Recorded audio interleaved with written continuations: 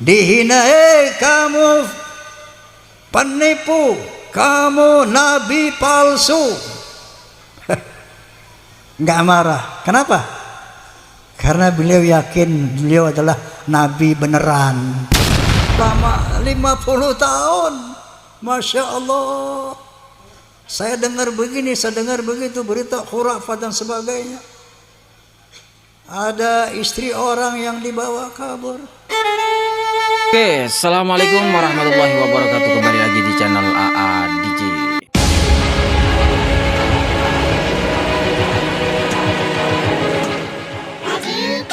Nah, oke kawan, di sini kita akan putarkan video terbaru ceramah Bang Haji Rhoma Irama. Dan ini ceramah beliau terbaru ya, ceramah beliau terbaru di Bekasi. Dan lagi-lagi Bang Haji Rhoma Irama memberikan pencerahan terkait nasab yang dicangkokkan kepada Rasulullah Shallallahu Alaihi Wasallam.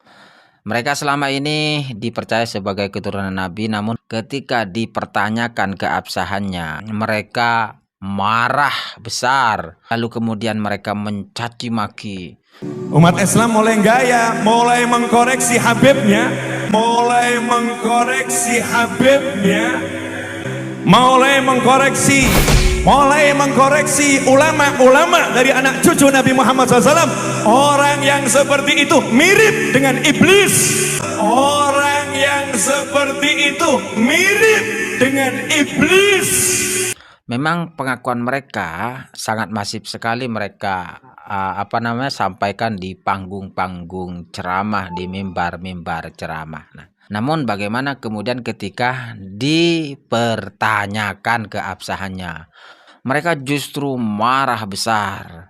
Mereka mencaci maki siapapun orang yang dianggap telah mempertanyakan nasab mereka. Ini saya lihat, wal mu'minuna wal mu'minatu ba'duhum awliya'u ba'd ya'muruna bil ma'ruf wa yanhauna 'anil munkar wa yuqimuna shalah wa yu'tuna zakah wa yuti'una Allah wa rasulah. Jadi ada kesetaraan di dalam Islam ini antara laki-laki yang beriman dan perempuan beriman. Mereka sama hak dan kewajibannya, yaitu menegakkan sholat, bayar zakat, mentaati Allah dan Rasulnya. Ulaika syarihumullah, innallaha azizun hakim. Mereka itu akan disayangi oleh Allah dan karena akan diberikan pahala oleh Allah Subhanahu wa taala dalam konteks kesetaraan. Faham? Jadi berjihad fi sabilillah itu kewajiban yang sama antara laki-laki dan perempuan. Hadirin hadirat rahimakumullah, memperingati Maulid Nabi tak lain dan tak bukan dalam rangka mempertajam pengenalan kita terhadap sosok beliau sallallahu alaihi wasallam, sehingga muncullah ketakjuban kita, kekaguman kita, kecintaan kita kepada beliau, yang akhirnya muncullah ketaatan kita kepada beliau sallallahu alaihi wasallam. Sebagaimana firman Allah Subhanahu wa taala, "Wa ma ataakumur rasulu fakhudhuhu wa ma nahakum anhu fantahu." Apa yang diperintah oleh Nabi laksanakan, dan apa yang dilarang oleh Nabi tinggalkan. Sanggup? Sanggup? Sanggup. Wa qala ta'ala aydan, "Qul in kuntum tuhibbunallah fattabi'uni yuhibbukumullah wa yaghfir lakum dzunubakum wallahu ghafurur rahim." Shadaqallahul azim. Katakan ya Muhammad kepada manusia, kalau kamu cinta kepada Allah, maka taatlah kepadaku. Kalau kamu taat kepada Muhammad, maka Allah akan mencintai kamu dan akan menghapuskan dosa-dosamu. Mau dicintai Allah, mau diampuni dosa kita oleh Allah, syaratnya taat kepada Nabi sallallahu alaihi wasallam, karena ketaatan kepada Nabi adalah ketaatan kepada Allah Subhanahu wa taala. Oleh karena itu izinkan saya menjelaskan biografi singkat beliau. Pertama dari nasab beliau, Nabi Muhammad SAW adalah Muhammad bin Abdullah bin Abdul Muttalib bin Hashim bin Abdi Manaf bin Qusay bin Hakim bin Murrah bin Ka'ab bin Lu'ay bin Ghalib bin Fihr bin Malik bin An-Nadar bin Kinanah bin Khuzaimah bin Mudrikah bin Ilyas bin Mudar bin Nizar bin Ma'ad, selanjutnya bin Ismail alaihissalam dan Ibrahim alaihissalam. Terkonfirmasi nasab beliau nyambung kepada Nabi Ismail alaihissalam dengan haplogrup J1. Faham? Faham? Nah, jadi kalau ada yang ngaku-ngaku turunan Nabi, harus haplogrupnya J1. Faham? Kenapa Nabi nggak marah, Bu? Tahu sebabnya? Dihina, kamu penipu, kamu nabi palsu. Nggak marah. Kenapa? Karena beliau yakin beliau adalah nabi beneran. Paham? Coba Musailimah al-Kadzab, nabi palsu.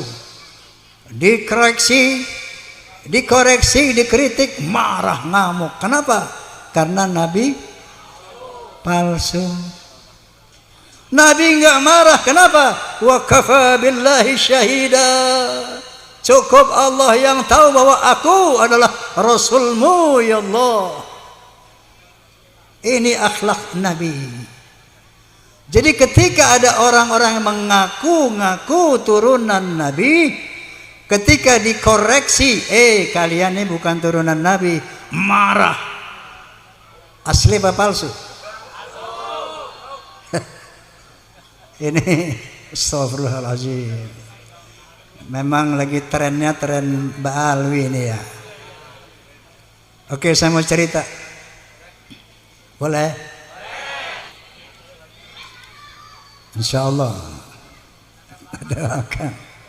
Saya mau cerita ini. 50 tahun yang lalu. Masih saya muda. Masih saya sedang ganteng-gantengnya. Sekarang ya masih ganteng ya enggak? Masih saya muda. Saya berkesempatan ceramah duet dengan seorang Habib. Ini Habib bicara lebih awal. Sama-sama Habib muda. Dia bilang, kalau ada Habib yang mabuk-mabukan, yang main judi, yang berzina, jangan kata apa-apa. Nah, Habib orang Betawi ini, jangan kata apa-apa. Kenapa? Dia cucu Nabi. Nabi pemegang kunci surga. Pasti akan masuk surga nanti cucu-cucunya dulu. Walaupun dia maksiat segala macam, jangan bilang apa-apa. Dia ahli surga.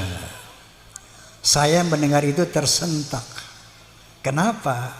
Setahu gue ngaji dari dulu nggak ada cerita-cerita begini.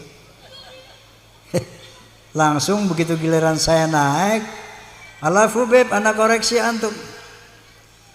Kalau anda bilang bahwa turunan Nabi itu pasti masuk surga, mana dalilnya? Tidak ada keunggulan apapun nasab di hadapan Allah Subhanahu wa ta'ala. Anak Nabi masuk neraka. Nabi siapa? Nabi Nuh. Bapak Nabi masuk neraka. Bapak siapa? Nabi Ibrahim Azar masuk neraka. Istri Nabi masuk neraka. Nabi siapa? Nabi Lut alaihi salam. Pamannya Nabi masuk neraka. Nabi siapa? Nabi Muhammad SAW. Lo siapa? Faham? Ente siapa? Inna lillahi wa inna ilaihi raji'un. Setelah saya katakan itu, ramai ini satu masjid. Besoknya saya dipanggil sama satu Habib sepuh. Panggil, ya Bib, siap Bib. Mohon dikoreksi Bib. Kemarin lu ngomong apa? Saya ceritakan lah bla bla bla bla bla bla.